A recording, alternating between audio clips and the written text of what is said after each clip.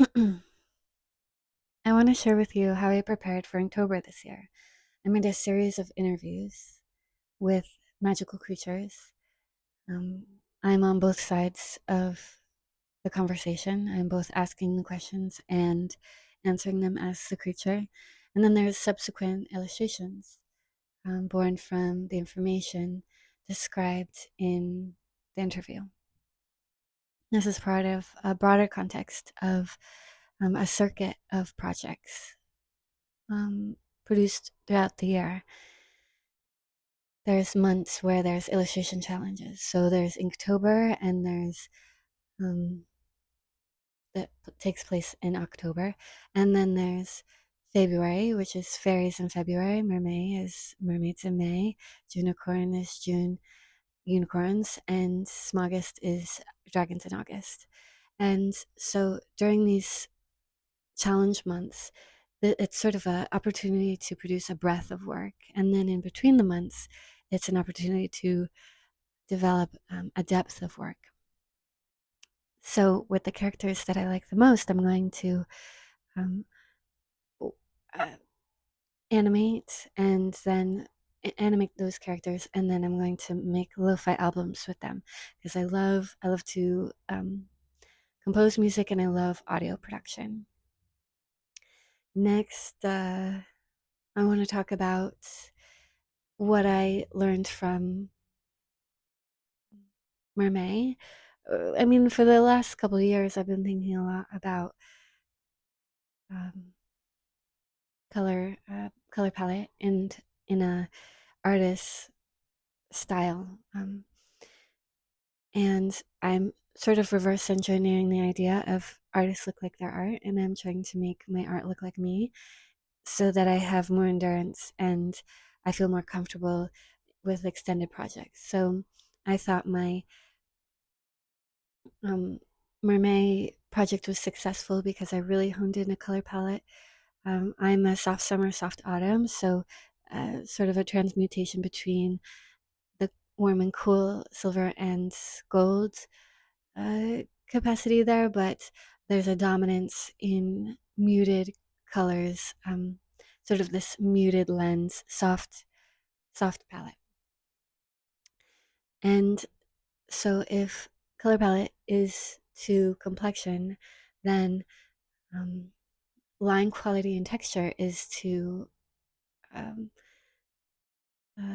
constitution. And so I was thinking about how I have a very dry constitution, and I'm very pitta.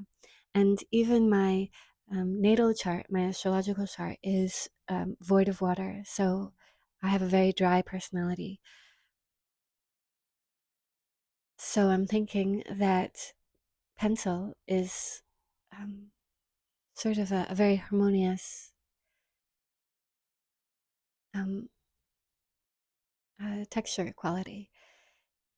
It's sort of dry and coarse, but also soft. And this is sort of the realm that I think that I occupy.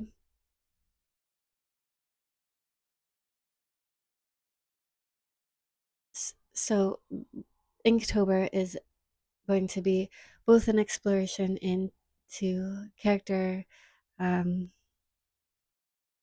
development with the interviews, but also I'm investigating um, pencil drawing. And I haven't drawn with real analog materials in a long time. I've been mainly a digital artist for the last 4 years. And so I just want to show you um, kind of my thought process with approaching this project. Before I go into it, though, I want to share generally, so what I did to um, develop this idea. I made terrariums. I read a lot of books that I wanted to suggest for you, or um, just I read their audiobooks, so I listen to them while I draw.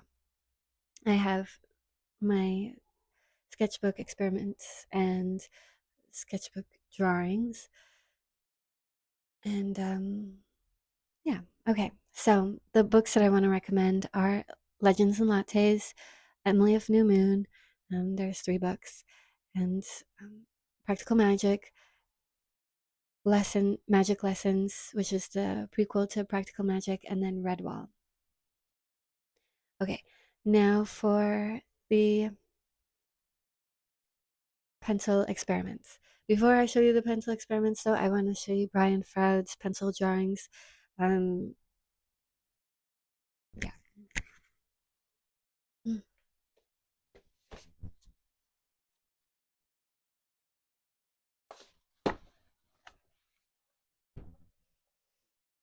So they're just beautiful, atmospheric, ethereal. Um, they just have so much magic within them.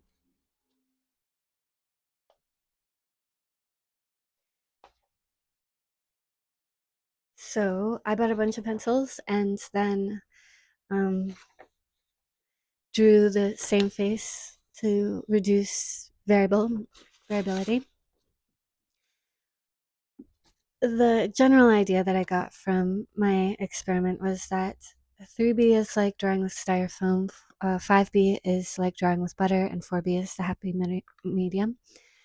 Here we have the Artist Loft 3B. You can kind of see I'm bearing down because I'm getting frustrated. I can't get those details because the pencil is so resistant. And then we have Faber-Castell 4B, which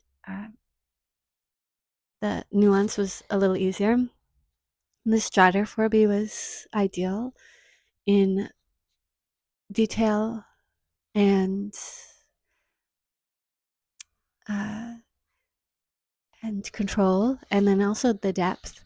And then the Artist Loft 5B was, I liked that one too. It had depth, but it was difficult to control a little bit. Lost some of the detail. And then the Blackwing Palomino was it's supposed to be like 4B. I discovered it through Ian McCaig. Um, it's his pencil of choice. He I found him through his drawings of Princess Amidala in the early 2000s. He does a lot of blockbuster character design.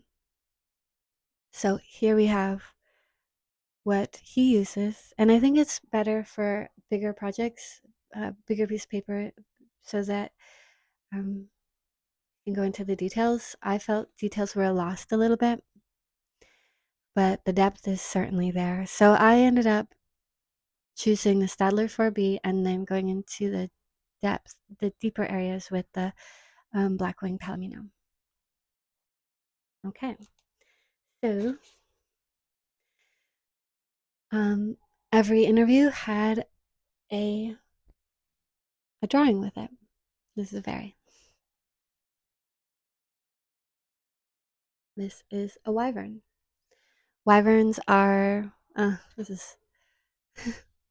Wyverns have back legs, but their forearms are wings, versus having 4 legs and wings.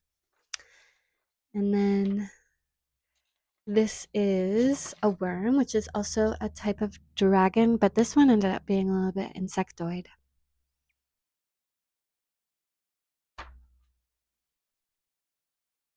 And we have this a cat familiar, which is cat familiar.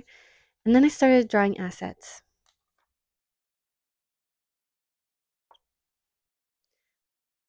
Some potions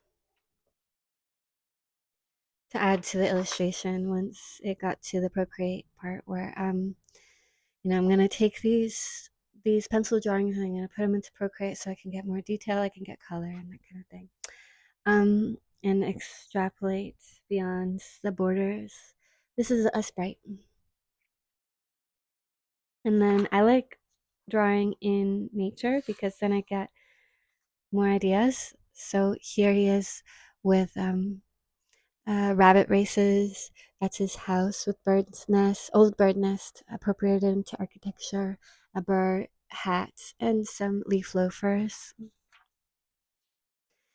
And then we have um, a dryad, an oak dryad. And the oak dryad's interview is a lot about his family. So this is his oak father. And yeah, so that's what I have for the sketchbook. It's kind of fun to see process, and it's more novel now that AI has sort of drains the interest in final products. It's more fun to see how things evolved. So now you'll be able to see as these interviews and these illustrations are uploaded, you'll be able to remember where these ideas came from. Okay, so now I want to show you my terrarium, and I wanted it to be dark so that has this sort of infinite portal-like feeling, very magical. It's deep purples and blues and deep greens, but then pop of fuchsia and red and yellow makes it feel a lot like a dragon. So I've called it Dragon Heart Hill, and yeah, let me show you.